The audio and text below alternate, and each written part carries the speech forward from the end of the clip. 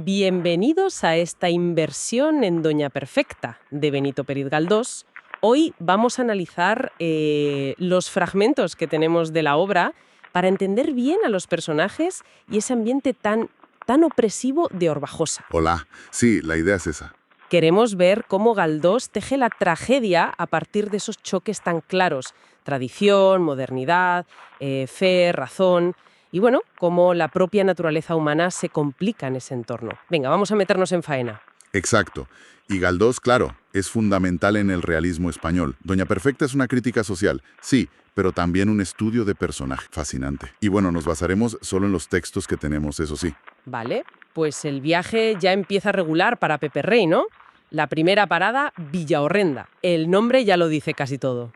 Uf, sí. Los textos describen esa llegada, el contraste brutal entre lo que quizá esperaba y la realidad, muy desoladora. Y ahí está Tío Licurgo, ese personaje, astuto y servil. Ya nos da una pista del percal. Es que Galdós es un genio con la ironía. Y empieza fuerte. Villahorrenda no es casual, claro. El propio Pepe Rey se da cuenta, ¿no? De esa horrible ironía de los nombres. Sí, Vallameno, Villarrica. Eso es. Valdeflores, nombres preciosos para sitios olvidados, casi míseros. Es un primer aviso de la falsedad que va a encontrar en Orbajosa. Y ahí llega él, Pepe Rey, ingeniero, 30 y pico años, fuerte, con pinta de inteligente. Galdós lo dibuja como el hombre de ciencia, de razón. Formado fuera, además. Exacto, con otra mentalidad. Pero esa misma claridad, esa franqueza suya, no es también su punto débil allí.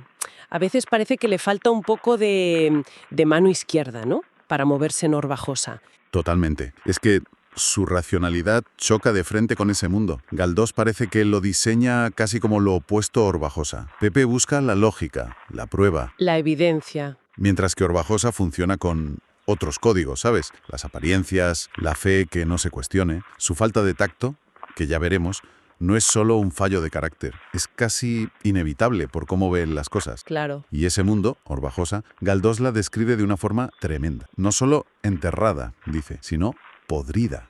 Uf. Ruinas, mendigos, campanas que suenan mal, la imagen es de un sepulcro, dice. Un sitio muerto en vida casi. Y se nota esa tensión entre un pasado que se supone glorioso Las luchas, la historia. y un presente bastante miserable, la verdad. Anclado. Un sepulcro, pero con gente dentro. Y ahí se leen figuras muy interesantes. Por ejemplo, Don Cayetano, el cuñado de Doña Perfecta. Ah, sí, el erudito local.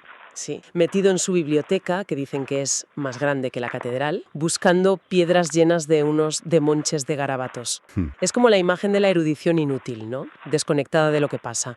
Quizá por eso se lleva bien con Perfecta. Exacto, vive en su mundo. Es la intelectualidad parada en el tiempo mirando al pasado mientras la vida se pudre al lado. Su saber es un adorno, no cambia nada. No molesta a Perfecta. Y luego está Don Inocencio, el penitenciario. Galdós juega un poco al despiste al principio, ¿verdad? Sí, totalmente. Lo presenta como santo varón, piadoso, culto, amable, pero vamos, que enseguida se ve que es una pieza clave en casa de Doña Perfecta, un consejero con mucho peso y con su propia agenda. Sin duda. Esa fachada de piedad esconde, un dogmatismo muy fuerte y una defensa total del orden de Orbajosa. Veremos cómo usa su labia y su posición para minar a Pepe Rey y cómo sus intereses, sobre todo los de su sobrino Jacinto, se mezclan con la defensa de la fe. Es un pilar de esa resistencia al cambio. Y el tercer vértice de ese poder local, diría yo, es Caballuco, Cristóbal Ramos. El centauro. Eso, el hombre de acción, la fuerza bruta, el cacique. Su poder no es intelectual ni religioso, es físico, es real. Heredero de esa tradición familiar carlista, da miedo. Representa esa España más feudal, violenta. Caballuco es el brazo ejecutor, claro. Perfecta manipula con la piedad, Don Inocencio con la sotana y la palabra. Y Caballuco con la fuerza. Exacto. Es la amenaza física que mantiene el orden en Orbajosa. El brazo armado de esa tradición más reaccionaria. Volviendo a Pepe Rey, es que su carácter le mete de cabeza en el lío. Es directo, no admitía falsedades y mistificaciones, dice Galdós. No tiene pelos en la lengua. Nada, usa la burla, a veces no siempre con comedimiento. Y choca pensar que él iba buscando paz, cambiar el jaleo de fuera por este rincón. Esa incapacidad para ser hipócrita es lo que le condena, ¿no crees? Totalmente. Su sinceridad se ve como un ataque. La escena de la comida es mítica. Pepe defiende la ciencia, la razón. Dice que está derribando a martillazos tanto ídolo vano. palabras mayores en Orbajosa. Pero no lo hace con cuidado, no. Lo hace como él mismo piensa, para sulfurar al señor canónigo. Para picarle, vamos. Sí, ataca de frente los símbolos de Orbajosa, se ríe de lo que creen solo el cielo, la luna, hasta de los dioses paganos, pone su verdad científica por encima de todo, de la convivencia. Y esa falta de filtro le hace meter la pata hasta el fondo. Critica a los abogados, dice que son una plaga de España. Sin saber que Jacinto, el protegido del canónigo, es abogado. Claro. Y ya el remate final. Criticar el arte de la catedral, hablar de imágenes charoladas, de mantos raros, hasta de los pantalones del niño Jesús. Madre mía. Eso es atacar directamente la devoción de Doña Perfecta, que es camarera de la Virgen, y de Rosarito.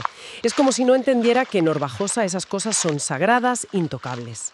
Es que Pepe no mide el poder de esos símbolos, no entiende la fuerza de esas creencias que él desprecia. Para él son supersticiones, mal gusto. Sí. Pero para Doña Perfecta y los demás, son su identidad, su mundo. Su racionalismo le impide ver la lógica emocional y social de Orbajosa. Cada comentario suyo es, excavar su propia tumba un poco más. Y eso nos lleva de cabeza a Doña Perfecta. ¿Qué personaje? Galdós la construye de una forma magistral. Sí. Al principio es la virtud personificada, ¿no? La tía cariñosa, agradecidísima al hermano que la ayudó económicamente. Las cartas a Pepe son todo cariño. Mi agradecimiento durará toda mi vida. Una anfitriona perfecta, nunca mejor dicho. Exacto. Le ofrece la casa, todo facilidades. La fachada, perfecta. Pero se agrieta enseguida, ¿eh? Rapidísimo. Empieza a retorcer lo que dice Pepe. La conversación sobre ciencia se convierte, cuando ella lo cuenta, en la prueba de que Pepe es ateo y protestante. Y don Inocencio un santo por no apabullarle. Eso. Y su reacción a las críticas del arte. Esa palidez, la ofensa disimulada, usar la excusa de la queja del obispo. Ahí ya se ve la manipulación. Es que esa es la clave de Doña Perfecta. La perfección como máscara. Su religiosidad no es tanto fe auténtica como una herramienta de poder, de control social. Totalmente. Cualquier cosa que amenace su mundo, su autoridad, el orden de Orbajosa. Lo ve como un ataque personal. ¿Y una ofensa a Dios? Claro. Y justifica las peores cosas bajo ese manto de piedad. Como dice ella, Dios siempre tiene una intención buena, hasta en las desgracias. Una lógica que aplica a sus propias venganzas. Ese uso de la religión para justificar la crueldad da miedo, ¿eh? Mucho. Se ve cómo crece su hostilidad, pero siempre disimulada de piedad ofendida, hasta que estalla al final. No quiero que te cases con Rosario. Ahí ya no hay disimulo. No. Es orgullo herido, ira pura. Dios mío, Santa Virgen del Socorro, ¿es posible que yo merezca tan atroces insultos? Su perfección no aguanta la disidencia. Y esa necesidad de control absoluto llega hasta su hija Rosario. La tiene aislada, como una niña eterna, con la excusa de los nervios, la enfermedad. Es una posesión más. Sí, un símbolo de su poder y su pureza. Cuando pilla la cita nocturna con Pepe, su reacción no es solo de madre preocupada, es de dueña ultrajada. ¡Oh, escándalo y libertinaje, Dios mío, qué deshonra! Y de ahí a la orden final a Caballuco. Cristóbal, mátale. Es el final lógico de su fanatismo. Eliminar la amenaza para restaurar su orden perfecto. Ahí cae la máscara del todo y se ve la crueldad implacable. Pero aparte de este trío central, Perfecta, Pepe, Inocencio, los secundarios son importantísimos para entender cómo funciona Orbajosa, ¿no crees? Esa podredumbre general. Fundamentales. Don Inocencio, por ejemplo, es mucho más que un cura intolerante. Esa ironía suya. Estos señores sabios creen que aquí somos tontos. Cómo defiende la ignorancia frente a la ciencia. Cómo manipula a Perfecta. Y su ambición por su sobrino Jacinto. Sí. Todo eso muestra la corrupción moral disfrazada de piedad. Y su papel con Caballuco es clave. No le dice mátale, pero le empuja, le justifica. Mi labio no os incitará, pero... Deja caer la idea. Exacto. Su decadencia final es casi justicia poética. Y don Cayetano, el erudito, su desconexión es casi cómica si no fuera tan trágica. ¿Verdad? Metido en sus papeles, buscando escritores locales y estatuas antiguas, mientras al lado se está cociendo un drama terrible. Su teoría final sobre la locura familiar como única explicación es el colmo de la ceguera, ¿no? Ignora todo lo social, lo moral. Es la inutilidad del saber si está aislado de la vida. Representa esa esterilidad intelectual, mientras Caballuco es la fuerza bruta que hace falta para mantener ese orden quieto. Se ve que al principio duda un poco. Sí, entre la lealtad al gobernador y a Perfecta, pero al final, Perfecta y don Inocencio tiran de su orgullo local, de su sentido del deber reaccionario y lo convierten en el ejecutor. Es el caciquismo puro y duro, la violencia como último recurso. Y luego están María Remedios y su hijo Jacinto. Ella es la ambición en persona, Uf, sí. moviendo hilos para casar a su hijo con Rosario, para asegurarse el futuro. Verle rico y poderoso era para María Remedios la tierra y el cielo, dice Galdós. Es la que mete cizaña, la que espía. Y Jacinto, con su pedantería, sus latinajos, es la herramienta de esa ambición, aunque también es una víctima del sistema en cierto modo.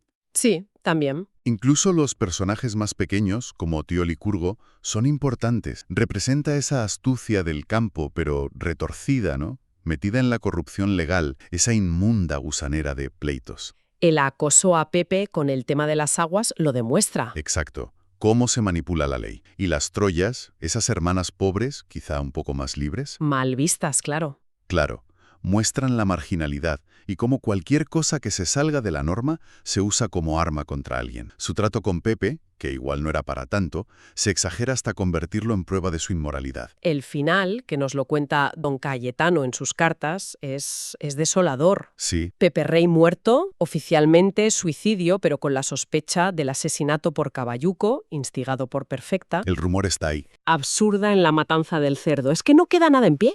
Es la consecuencia lógica de ese choque. Galdós no hace concesiones. La tragedia lo deja clarísimo. El fanatismo, la rigidez de la tradición, Perfecta, Inocencio, Orbajosa entera, y la razón moderna, Pepe Rey, con toda su torpeza, son incompatibles. Es una denuncia brutal. De la hipocresía religiosa, social. De la corrupción, del caciquismo, de la violencia que está ahí, latente, en esa España profunda.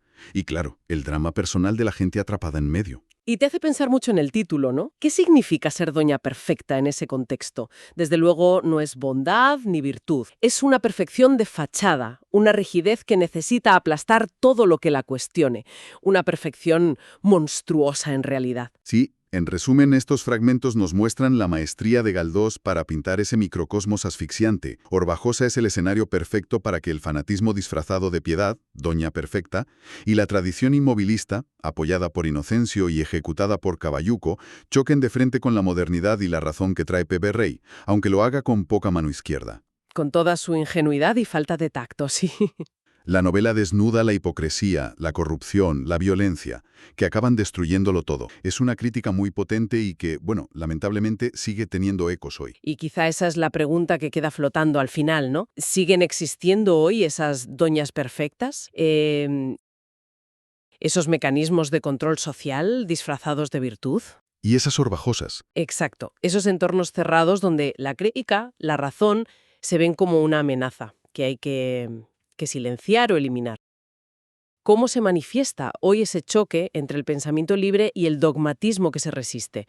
Quizás con otras máscaras, pero Da que pensar, sí. da mucho que pensar. Bueno, pues muchas gracias por acompañarnos en esta exploración de Doña Perfecta. Gracias a ti.